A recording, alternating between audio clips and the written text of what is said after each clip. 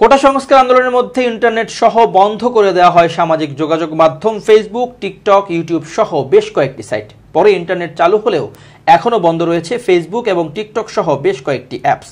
Internet চালুর পর অনেকেই ভিপিএন দিয়ে ফেসবুক সহ ব্লক হওয়া অ্যাপ সাইটগুলো চালাচ্ছেন, যেখানে বাদ যাননি ডাক, টেলিযোগাযোগ ও তথ্য প্রযুক্তি প্রতিমন্ত্রী জুনায়েদ আহমেদ পলকও। জানিয়ে আলোচনা সমালোচনা হয় বিভিন্ন মহলে। সাধারণের জন্য বন্ধ থাকলেও নিজের অ্যাকাউন্টে কেন সক্রিয় থেকেছেন সে বিষয়ে রোববার ব্যাখ্যা দিয়েছেন পলক। তিনি বলেন, বর্তমান পরিস্থিতি সম্পর্কে সবাইকে সঠিক তথ্য জানাতে নিজের ফেসবুক অ্যাকাউন্টে সক্রিয় থেকেছি। এ সময় তিনি বলেন, 31 জুলাই ফেসবুক, টিকটক সহ সোশ্যাল মিডিয়ার প্রতিনিধিদের বিটিআরসিতে তলব করা হয়েছে। তাদের সশরীরে হাজির হয়ে ব্যাখ্যা দিতে হবে। ব্যাখ্যা না দেওয়া পর্যন্ত ফেসবুক, টিকটক সহ সোশ্যাল মিডিয়া খুলে দেওয়ার ব্যাপারে বর্তমান সিদ্ধান্তে অনড় থাকবে সরকার। প্রসঙ্গত, কোটা সংস্কার আন্দোলনের পরিপ্রেক্ষিতে গত 17 জুলাই থেকে দেশে মোবাইল ইন্টারনেট বন্ধ। এ সময় থেকে ফেসবুক ও সামাজিক যোগাযোগ মাধ্যম ব্যবহার থেকে বঞ্চিত হচ্ছেন দেশবাসী।